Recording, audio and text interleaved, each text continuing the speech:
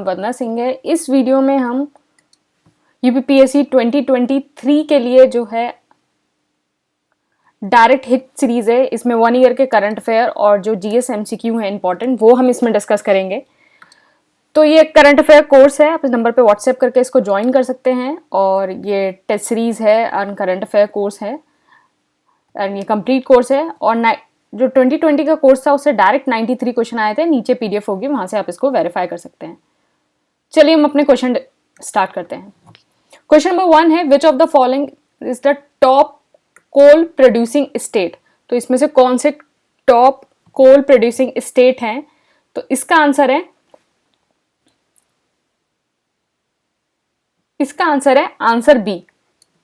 पहला छत्तीसगढ़, दूसरा उड़ीसा, तीसरा झारखंड। तो ये प्रोड्यूसर हैं, ये टॉप प्रोड्यूसर हैं। पहला छत्तीसगढ़, दूसरा उड़ीसा, तीसरा झारखंड। आप मुझे बताएंगे कि टॉप रिजर्व कौन से हैं, टॉप रिजर्व कौन से हैं।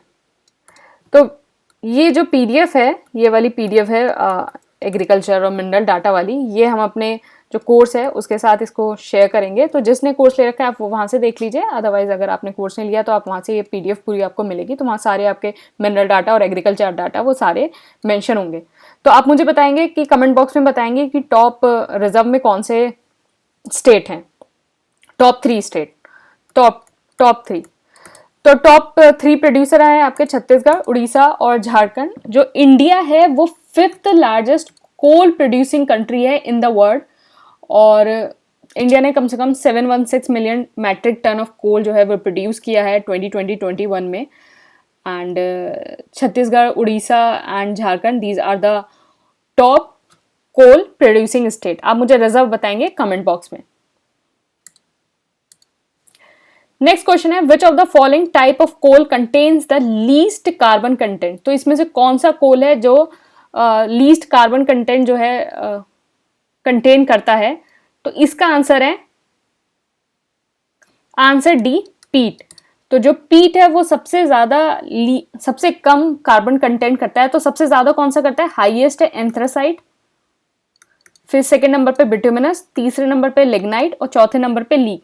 तो एंथ्रासाइट जो है हाईएस्ट ग्रेड ऑफ कोल है, फिर उसके बाद ये है। और आप मुझे कमेंट बॉक्स में बताएंगे कि एंथ्रासाइट जो है वो आपका कहां पाया जाता है, एंथ्रासाइट कहां पाया जाता है, और बिटुमिनस टाइप ऑफ कोल भी कहां पाया जाता है, ये भी कहां पाया जाता है। आप मुझे कमेंट बॉक्स में बताएंगे कि एंथ्रासाइट और बिटुमिनस कहां पाया जाता है।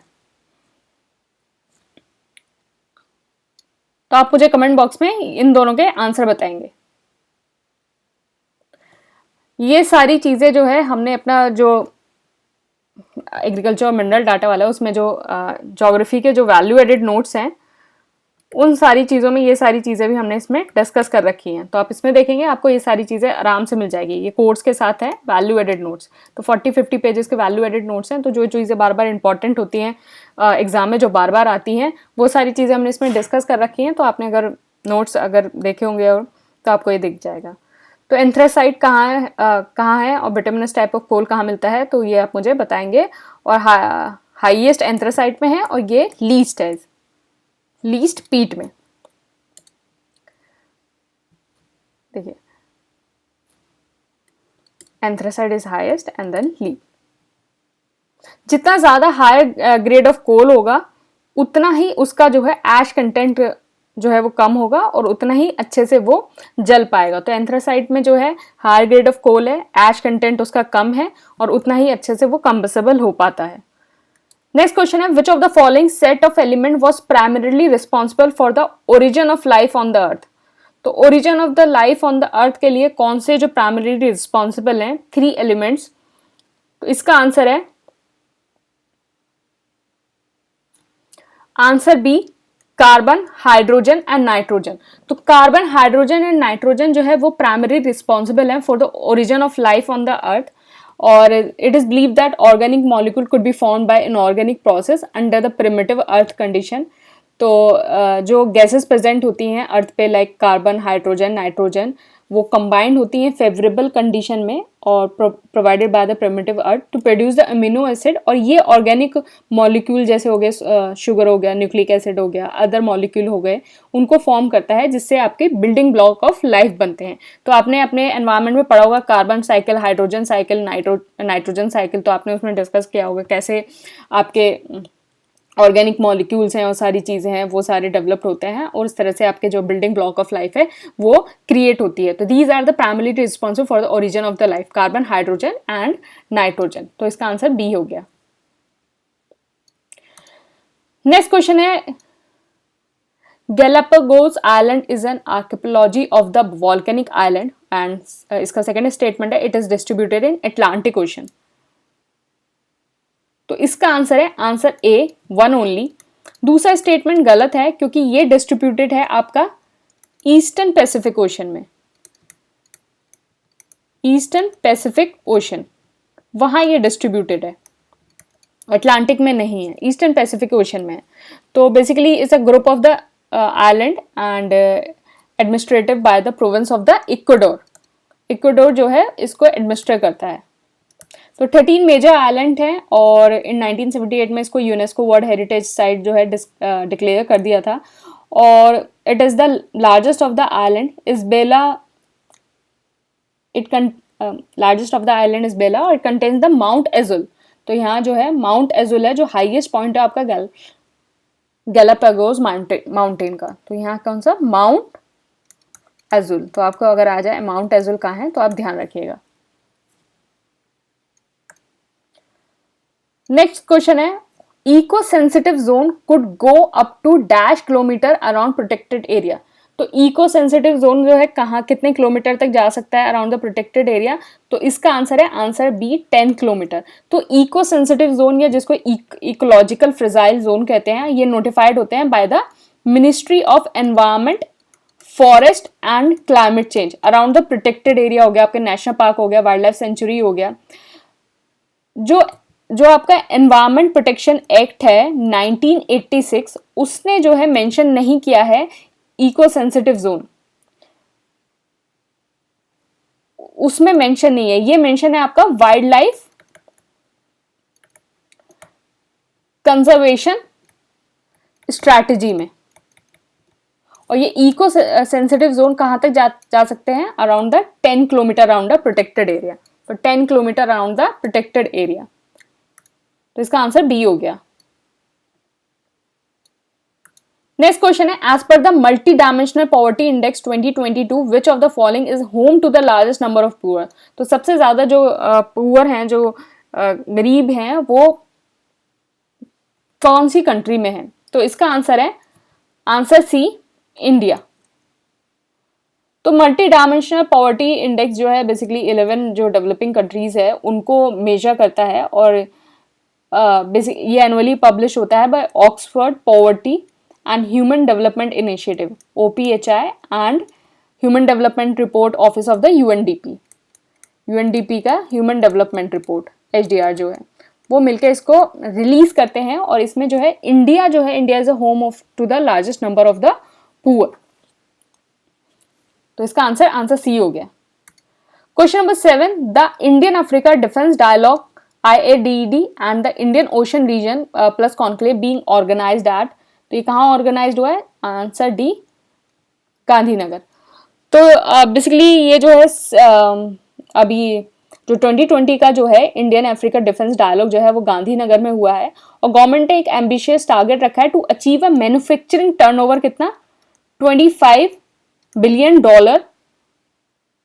और इंक्लूडिंग एक्सपोर्ट कितना, $5 billion in aerospace and defence and services by 2025।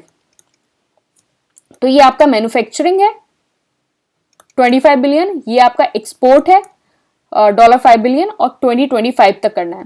तो फर्स्ट आपका IADD कहाँ हुआ था, फर्स्ट वाला कहाँ हुआ था IADD, ये हुआ था लखनऊ में ड्यूरिंग द डिफेंस एक्सपो 2020, जहां आपका लखनऊ डिक्लेरेशन जो है वो अडॉप्टेड हुआ था। तो इसका आंसर हो गया आंसर डी, गांधीनगर। एशिया का जो लार्जेस्ट कंप्रेस्ड बायोगैस प्लांट है वो कहाँ है, तो ये कहाँ है, एशिया का कंप्रेस्ड बायोगैस प्लांट? इसका आंसर है आंसर सी पंजाब। तो ministry of petroleum and natural gas ने इनॉग्रेट किया है एशिया का जो लार्जेस्ट कंप्रेस्ड बायोगैस प्लांट है इन लहरागागा, संगरूर, पंजाब में। तो कंप्रेस्ड बायोगैस जो है वो is a mixture of the hydrocarbon and vapor consist mainly of the methane. तो it's a mixture of the hydrocarbon और vapors जो basically mainly consist होता है मीथेन से।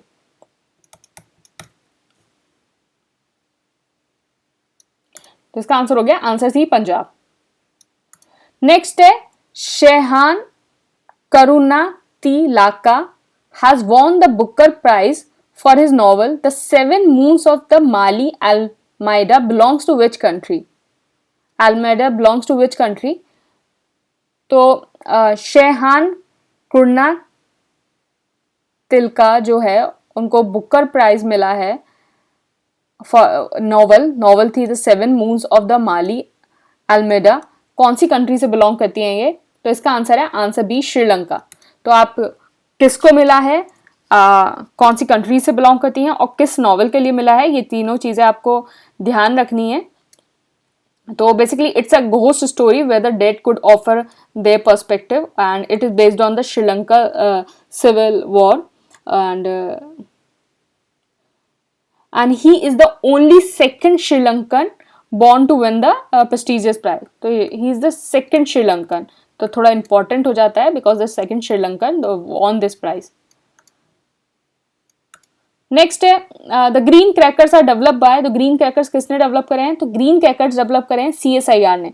तो green crackers was develop by the CSIR and दो जो regular crackers होते हैं आपके रेगुलर, वो एमिट करते हैं 160 डेसिबल का साउंड, लेकिन जो ग्रीन क्रैकर होते हैं ग्रीन क्रैकर वो डेवलप करते हैं 110 से 125 डेसिबल।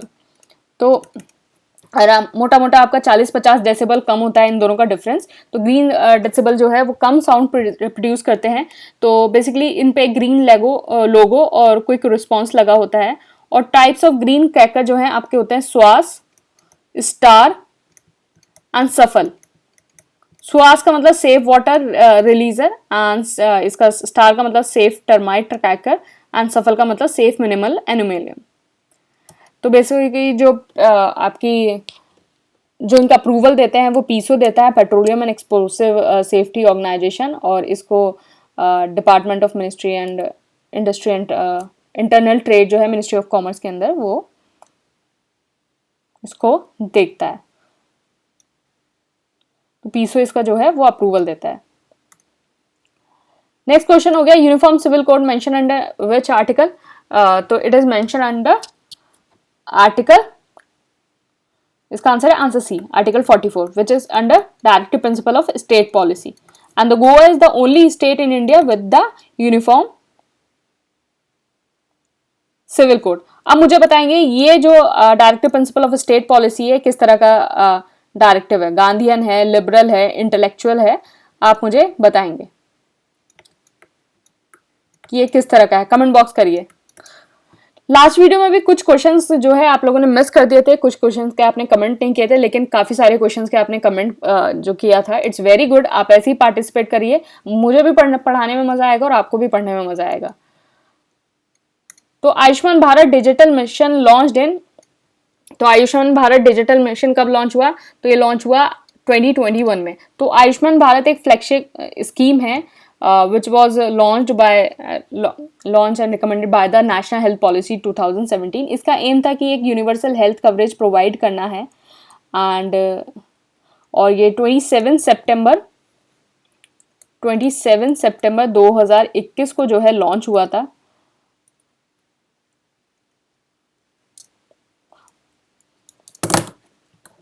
बेसिकली इसका काम क्या है? यूनिवर्सल हेल्थ कवरेज जो है वो प्रोवाइड करना। क्वेश्चन नंबर नेक्स्ट क्वेश्चन है dash has been overall won the world green city award in the category living green for economic recovery and inclusive growth. तो world green city award in the category कौन सी है? Living green for economic recovery and inclusive growth. तो किसको मिला है? तो इसका आंसर है आंसर डी हैदराबाद। तो हैदराबाद को जो है उसने वर्ल्ड सिटी अवार्ड में उसको ये मिला है। इसने जो है पेरिस, बोगोटो, मैक्सिको जो इतनी सुंदर सुंदर जो सिटीज़ हैं उनको बीट करा है living green on for economic recovery and inclusive growth में। जो बेसिकली एडिशनली द सिटी है उसको city has also won the living green for economic recovery and inclusive growth at the international association of horticulture producer, जो आपके जीजू south Korea में हुई थी, वहाँ इसको ये मिला है। तो living green for economic recovery and inclusive growth जो हैदराबाद को मिला है। नेक्स्ट क्वेश्चन हो गया international association of horticulture producer AIPH 2020 world green city which was organise in, अभी हमने पढ़ा था कहाँ हुई है ये ऑर्गेनाइज, तो ये ऑर्गेनाइज हुई है आंसर डी साउथ कोरिया में, कहाँ, चीजू में, तो वहाँ ये ऑर्गेनाइज हुई है। Which of the following is the largest importer of the fertiliser, तो इंपोर्टर ऑफ द फर्टिलाइजर कौन है लार्जेस्ट, तो ये है आंसर बी इंडिया। तो इंडिया जो है वर्ल्ड लार्जेस्ट यूरिया इंपोर्टर है। यूरिया कम से कम 8 से 9 मिलियन जो है इंडिया में आता है, mostly from the China, Oman, Ukraine. And major supplier of the जो DAP है इंडिया को, वो Saudi Arabia, Morocco and China है। इंडिया जो है थर्ड लार्जेस्ट प्रोड्यूसर है of after China and USA, and India is the second largest consumer, third largest producer and the second largest consumer. तो India जो है second in the rank of in the production of the nitrogen fertiliser and third in the phosphatic fertiliser. तो जितना ही ज़्यादा produce करता है उतना ही ज़्यादा कंज्यूम कर लेता है, इसलिए ही उसको इम्पोर्ट करना पड़ता है। नेक्स्ट क्वेश्चन हो गया choose the correct. International solar alliance is a intergovernmental organisation launched in 2015। Its mission is to unlock US $1 trillion of investment in solar by 2030। तो इसका क्या आंसर है? इसका आंसर है आंसर सी, बोथ, दोनों statement सही हैं। 2015 में लॉन्च हुआ था, तो इंडिया और फ्रांस ने जॉइंट एफर्ट लिया था and it was launch eight 2015 at the Paris climate में। एंड जो टोटल 106 कंट्री हैं उन्होंने इस फ्रेमवर्क को साइन कर लिया, और इसका जो हेडक्वार्टर है वो आपका गुरुग्राम में है, गुड़गांव जो बोलते हैं हम, गुरुग्राम। एंड इसका मिशन क्या था? To unlock US $1 trillion of investment in solar by 2030। तो ये आप जो है ये याद रखेंगे, $1 trillion investment by 2030। Next question है the proposed Jaitapur nuclear power plant is in. तो propose Jaitapur nuclear power plant कहाँ है? तो इट इज इन महाराष्ट्र।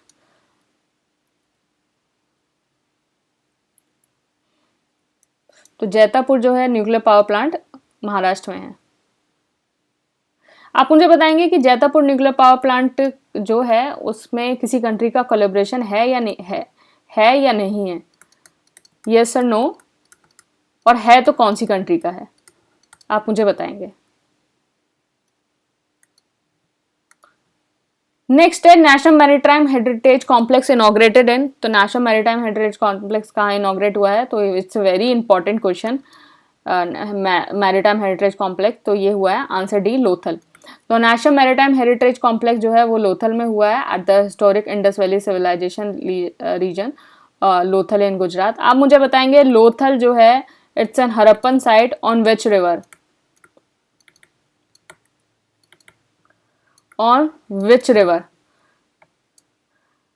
ये सारे आंसर जो है आपको मैंने एंशंट और मिडिवल हिस्ट्री के जो है नोट्स प्रोवाइड करे हैं, कोर्स के साथ हैं वो नोट्स। तो वहाँ ये सारे जो आपको ये सारी चीज़ें हैं जो बार बार एग्जाम में आती हैं, वो सारे जो है आपको ये कंप्लीट ये नोट्स में वो सारी चीज़ें आपको मिल जाएंगी। तो आप वहाँ से भी देख सकते हैं, आप वहाँ से देखें, मुझे कमेंट बॉक्स में करिए अगर आपने कोर्स ले रखा है तो। अदरवाइज आप मुझे बताइए कि लोथल जो है कौन से रिवर पे है। नेक्स्ट है a photochemical smoke is a resultant of the reaction of. इसका आंसर है answer A, NO2, O3 and peroxy acetyl nitrate in the presence of the sunlight. तो आपका जो नाइट्रोजन ऑक्साइड है, ओजोन, एंड आपका PAN peroxy acetyl nitrate in the presence of sunlight जो है आपके फोटोकेमिकल जो स्मोक है वो बनती है। तो फोटोकेमिकल जो स्मोक है एक unique type of air pollution है जो कॉज्ड होता है by the reaction of the sunlight and pollutant like hydrocarbon हो गया, आपका नाइट्रोजन ऑक्साइड हो गया, और कुछ अदर कंपोनेंट हो गए जैसे photochemical smoke include ozone, formaldehyde, पर ऑक्सीबेंजोल नाइट्रेट या पर ऑक्सी एसिटाइल। तो इन सब एक्रोलाइन इन सब से मिलकर बनती है। तो photochemical is a reaction of a NO2O3 and peroxyacetyl nitrate in the presence of the sunlight।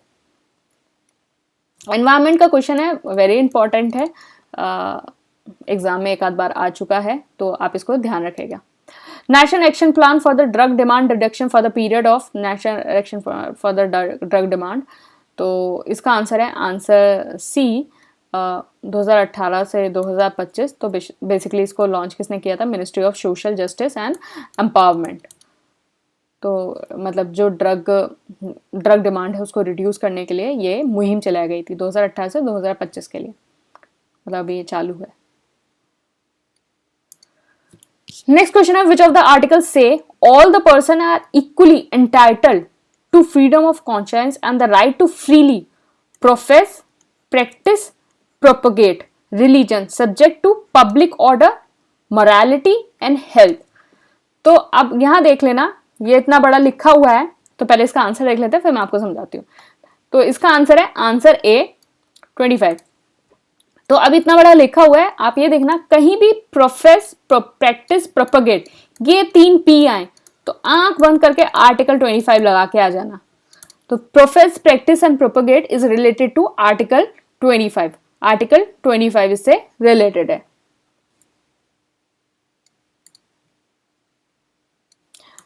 Next question है, Swadesh Darshan scheme was launched in. तो ऑलमोस्ट है सारी स्कीम जो है हम यहाँ से ही कवर कर लेंगे। देखना अभी इसी जो आपका जो इसी सीरीज में देखिए हमने कम से कम 4-5 स्कीम अपनी डिस्कस कर ली होंगी। तो जितनी स्कीम जो रेलेवेंट हैं, जो एग्जाम में बार बार आती हैं, और जो जितनी भी आपके लिए इंपॉर्टेंट स्कीम है हम सब यहीं डिस्कस कर लेंगे। तो आपकी स्कीम ऑलरेडी यहाँ से ही कवर हो जाएगी।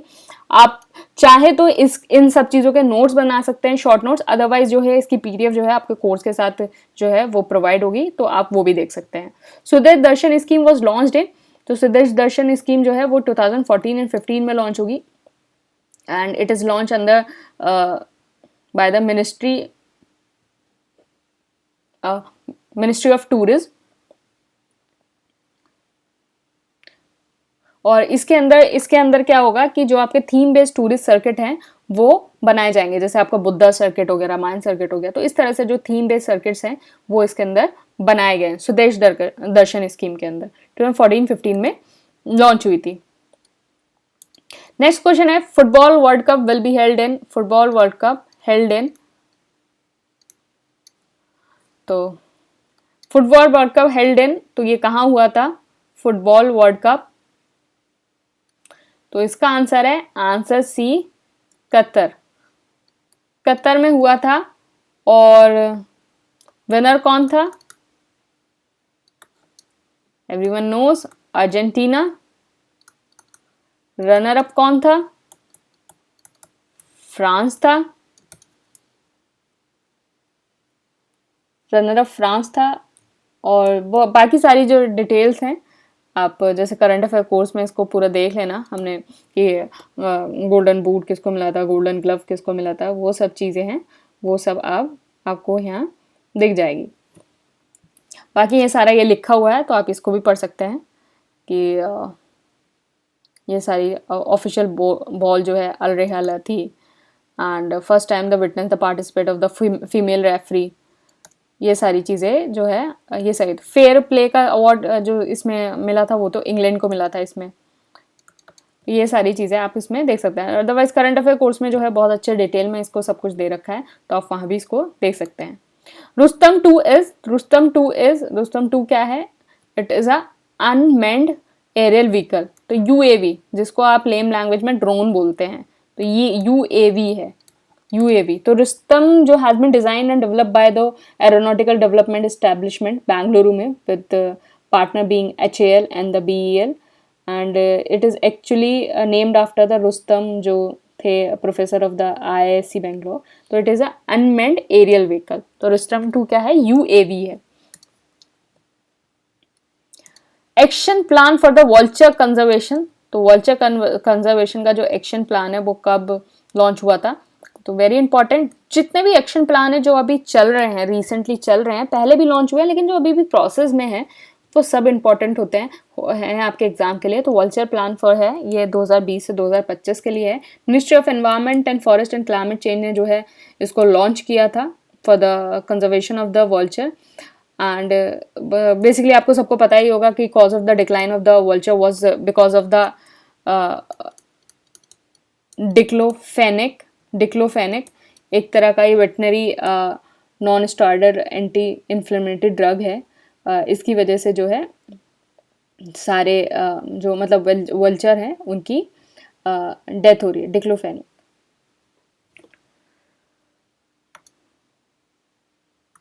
नेक्स्ट क्वेश्चन है, सतत स्कीम इज लॉन्च्ड इन. तो ओके,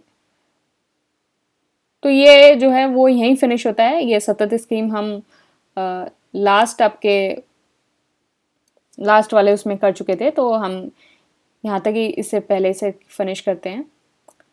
ये हम अब जो फर्स्ट वाला सेट था उसमें ये वाली स्कीम ये क्वेश्चन रिपीट हो गया है, ये हम कर चुके हैं. तो basically action plan for the vulture conservation 2025 इसमें हुआ है. मिनिस्ट्री ऑफ एनवायरनमेंट और फॉरेस्ट ने डिक्लाइन इनका क्या था? डिक्लोफेनिक एक नॉन स्टेरॉइडल इन्फ्लेमेटरी ड्रग है, उसकी वजह से जो है ये डिक्लाइन हो रहा है. तो 2020 से 2025 ठीक है. ये यही हुआ है, फिनिश होता है आपका सीरीज. एंड सॉरी सीरीज मतलब ये वाला सेट यहीं फिनिश होता है. बाकी हम वीडियो और इसमें करेंगे. इस तरह से हम प्रैक्टिस करेंगे तो ऑलरेडी काफ़ी सारी जो आपकी स्कीम्स है और ये सारी चीज़ें हैं वो आपकी यहाँ से ही कवर हो जाएंगी काफ़ी हद तक. एंड बाकी सारा अगर आपको डाउट है तो करंट अफेयर कोर्स ले सकते हैं आप. तो अगर आप ये लेंगे तो आपको कोई कहीं और से करंट अफेयर करने की ज़रूरत नहीं है. एंड बाकी आपके नोट्स एंड टेस्ट सीरीज से जो है काफ़ी हद तक आपको हेल्प मिलेगी. बाकी मैंने कुछ स्ट्रैटेजी वीडियोस डाल रखे हैं, आप वहाँ से आप उसको देख सकते हैं कैसे आप अपनी प्रिपरेशन को इस टाइम में अलाइन करें. Thank you and all the best.